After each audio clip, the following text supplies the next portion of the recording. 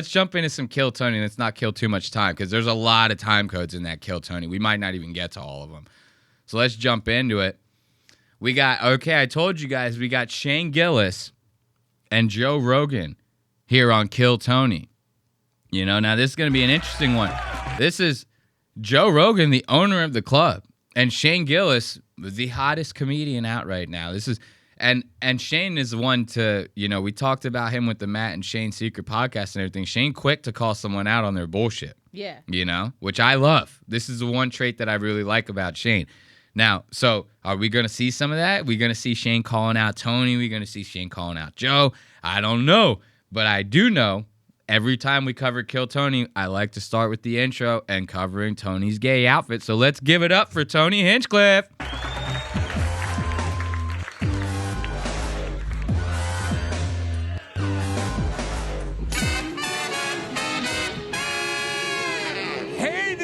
Coming to you live from the Comedy Mothership here in Austin, Texas, for a brand new episode of Kill Tony. Get over Tony Hinchcliffe! Ooh, Tony. I like he's doing that with the Dumbo ears thing he's got going on here. I like that. Look at Tony Hinchcliffe. Tony always comes out looking like a scuba diver. Every single time he comes out, he has to look like a scuba diver. Like, it's nuts.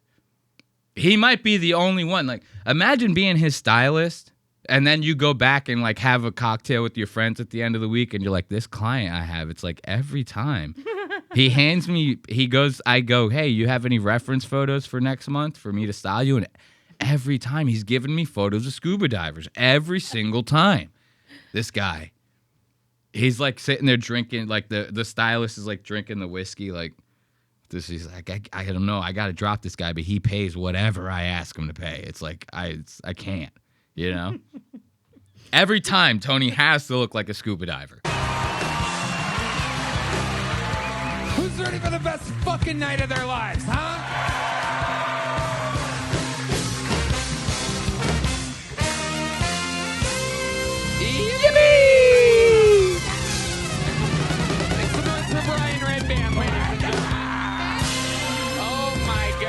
I love it. Let's give it up for Kill Tony, little Tony Hinchcliffe. Sometimes I don't know how fucking cringy and ridiculous I sound. No, you don't. Now, there was a lot going on in this episode, but like a lot of nothing going on in this episode at the same time. It was very weird. Like, for one, Joe like talked like 5 times the entire fucking episode. Did you catch that? He like never said anything. Most of the time he put the mic to his mouth, he would just go, ah, like laugh into the mic. That's because he's not funny. He only knows how to ask people serious questions. Exactly. He always brings the vibe down. Every time Tony's talking some shit, which granted, that's not my favorite aspect of the show, but if that's what the show is, that's what the show is, right? And every time Tony's talking shit, Joe's like, well, I don't know, man. There was one time code I got where I did like Joe kind of putting the kibosh on Tony. We'll get to that a little bit later. But Joe was not saying much this whole episode, And to your point, every time he opened his mouth, he's either saying the dumbest shit you ever heard or he's trying to be like serious, And it's like, yo, calm down. That's not what we're doing here. Joe like forgot, He just because he owns the place, he thinks like that he's going to be like a conducive part in the whole thing. It's like, nah, bro, you got to know what's going on. You got to get the fuck off the panel, my man. And then when he finally does open his mouth, it's like the dumbest shit. Let's listen to this. It was like 13 minutes went on. I think Joe opened his mouth one time and said something that was like 2 sentences. Shut the fuck up for another fucking 13 minutes. And then we're going to go on to this. So let's listen to Joe. This is the second time he opens his mouth in the episode. His new get her done is, that didn't go how I expected it to. Have you ever thought about doing props? Yeah, right now. I think you should. I was talking to Carrot Top about this because it's kind of crazy that he's the only guy that does props now. Yeah. Look at how serious Joe is being, right? So to contextualize this guy, what's his fucking name?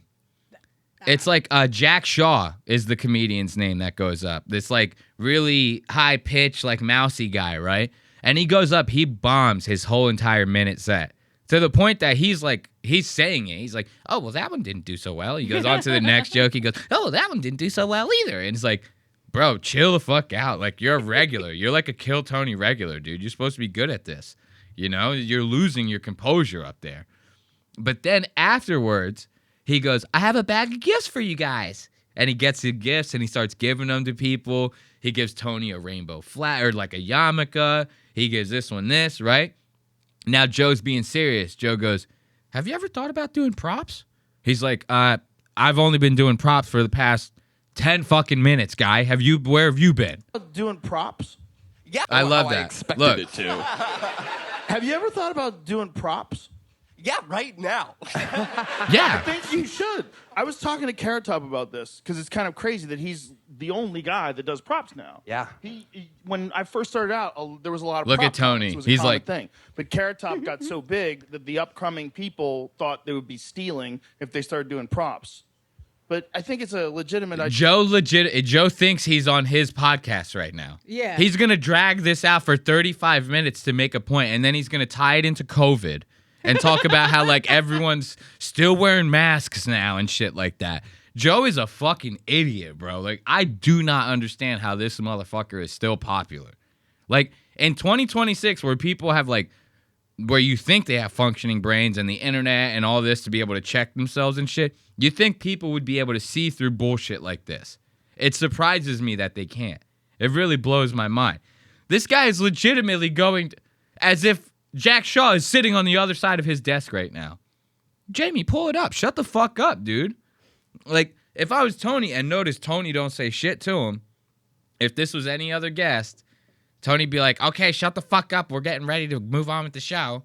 You won't say that to Joe Rogan, will you? This is practically Tony's boss, you know? Now, look, I'm mostly focusing on Joe and everybody who's not Tony at this point because all the shit is just so good.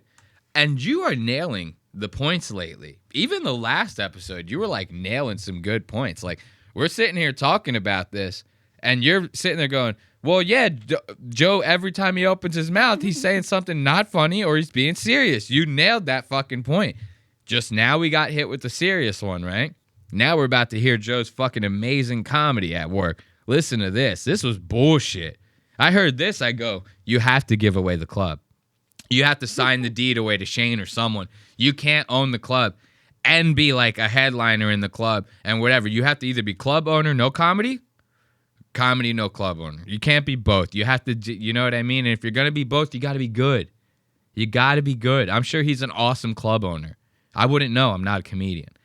He ain't a good comedian. This is all I'm saying. Joe is not a good comedian. He's good at being curious, and he's good at talking about COVID. That's about it. Kojak, what do you do for fun when you're not doing stand-up or waiting tables? I do a lot of cooking at home. I have I am always at HEB shopping, so I have a lot of. HEB. My boyfriend is Puerto Rican, so we make a lot of Puerto Rican. Whoa! Yeah, what? A racist, gay, black. If you have that on your bingo card. Again, if you were on Prize Picks. So now this is a surprise to them, not because he's gay. I know without the context, it seems like they're pulling a typical Austin comedy scene right now, and they're going, "Yo, you're a faggot, bro. That's fucking wild, man." Like, it's not. They're really caught off guard by this for those of you listening at home, because the guy's 1 minute set was extremely racist for a black man. It caught me off guard a little His bit. 1 minute set. No, The fact that he was gay. Yeah, right? Yeah. He's very Tim Dillon-esque. Tim Dillon, I don't strike yeah, Tim as I a gay agree. man, you know? Until he says that he sucks a little dick, then I go, "Oh shit, I forgot." You know? But Tim Dillon, he's like one of them. You don't just take him as a gay guy just off even hearing him talk. You're like, "Oh, he just sounds like a New Yorker or something like that." New Yorkers all sound gay to me. So, you know. So it was a little caught off guard, but their big thing is because his set was really racist. He was talking about like the George Floydman grill, like George Floydman grill instead of the George Foreman grill, and how you have to put your knee on the back of the grill to get the grill marks on whatever you're cooking. It was actually a very, very funny set. It was super. I was like, oh, damn, this guy's onto something. He was even kneeling on stage like the cop. He was like kneeling like the cop who killed George Floyd. I said, this man is going a lot of places right now. And then he talks about this gay boyfriend, and these guys, they go, holy shit, he's racist, he's black, and he's gay. They go, this is a fucking hat trick right here. We just scored the jackpot with this one. So now Joe's ready to start making some gay jokes. You know, let's hear how they pan out. If you were on Prize Picks and you bet only $2 that the first bucket pool would be a gay, black, racist against black comedian, with only a $2 bet, you just won $3.5 billion. This is why you need to go to Prize Picks, use the promo code Tony, and place your bets. A $2 bet would have gotten you $3.5 billion. Gay, black, racist against blacks. Do you want to be my new best friend? No, I'm kidding. I'm kidding. He's not kidding. Do you like hot dogs? He's not kidding. He's not kidding. Tony's like, I'll take you to the top. I'll make you a new Tony regular. All you have to do is just keep saying racist shit. Throw a couple fags in there and you'll be the next biggest thing, my friend. Tony is. Look at this guy. Look at this guy. You trying to tell me you trust a guy like this? You trying to tell me anybody out there trusts a guy like this? This ain't it. He's always like red-faced drunk. Like he looks like he's drunk all the time, right? Because of how red he is. I'm not saying he carries himself whole like... body is red. Yeah, he's a lobster. Tony is a lobster. That's an old Red Bar bit. Did I ever tell you about that one, the lobster? Tony was on like this fucking podcast trying to freestyle. He goes, I'm a motherfucking lobster. And he starts going like this with his fingers in the fucking freestyle. Like as if he's like a tough guy. He's like doing it like a rapper. He's like, I'm a motherfucking lobster. Why would you say that? Because he knows he's red. He knows he's red as hell. He looks in the mirror. He goes, I don't know how to get this under control. Wear some green. Throw it off. Yes. Get the color shades off. I like that. That would neutralize it a little bit. Instead of, it might actually make him look skin-toned a little bit. Like, yeah, you might be onto something with that. See? It pays to know. It pays to know your color schemes, guys. It really does. Oh, I was about to move on to the next time code. That's how happy I was with making fun of Tony. I didn't even wait to listen to Joe's gay joke. Listen to this. We'll put those on your George Foreman grill. We'll have a hell of a night. Tell us about this Puerto Rican boyfriend. What does he do for work? He works at HEB. Wow. I get that discount. Oh, my God. See, that's where I go, okay, he is gay. As soon as he went, I get that discount, I go, he's gay. He checks out. What's he working? The bakery? Nah. He's in the meat aisle, Tony. Look at Joe. He's in the meat aisle, Tony. And then Joe turns and looks at Tony as if Tony's going to start like losing his mind off of that joke, right? Tony, if I remember correctly, he just like looks at Joe and goes, yeah. You know, normally what Tony, if that was anyone else, if that was Red Band, Tony would be like, okay, Red Band, shut the fuck up. You're a fucking faggot. You know what I mean? Instead, it's Joe Rogan. He goes, oh yeah, Joe, thank you. Bakery? Nah. He's in the meat aisle, Tony. What part of HEB? Look, you saw Tony's like, he didn't even know what to do with himself as soon as he heard that. I've never seen somebody's face make so many facial expressions in one shot. That was insane. Toss that back over here. Hell yeah. Look at the facial expressions coming off of Tony. Where's he at? Watch this. My God. What's he working? The bakery? Nah.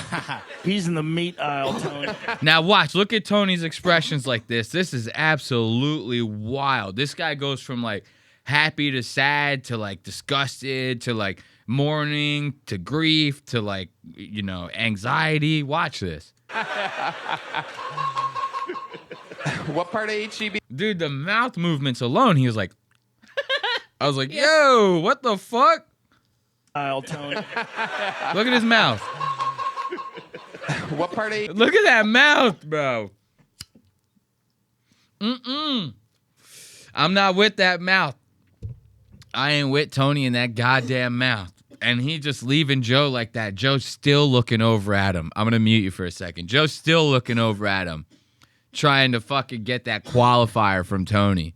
Look at that. HEB does he work at? He's a bagger. Ooh, a bagger. Look at that. That's the only time he bags, right? Another fucking dud from Rogan. I bet that's not the only time he bags, right? Rogan coming in strong with that goddamn comedy, bro. That shit is too fucking good. You guys want to hear some more bangers coming out of Joe? Or should we check out the worst girlfriend ever? You remember that girl? Tony like got her a job like at the strip club or something like that. Dude, this was let's check this out. This is the worst girlfriend ever, right? This guy comes up, he does a minute set.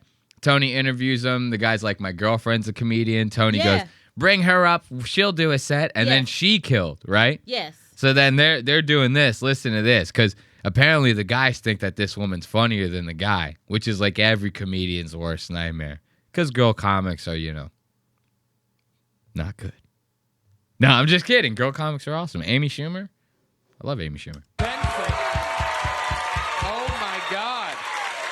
This is one of the rare comedy couples where the woman is funnier than the man. Again, if you bet this on Prize Picks, you just won $750,000. He's taking her straight to a state park.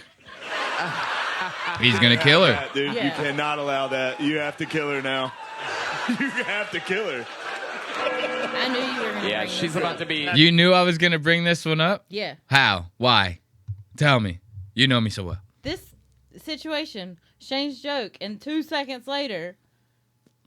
She ends up pulling some more shiesty shit. No, Tony says her name, and Shane's like, yeah, dumbass, I just made that joke. Oh, yeah. All right, let's listen to this. This is good. You have to kill her. Yeah, she's about to be... Taxidermy her, bro. Yeah. She's about to be in the freezer next to the dragonfly. Holly, you're hilarious. How long have you been doing stand-up?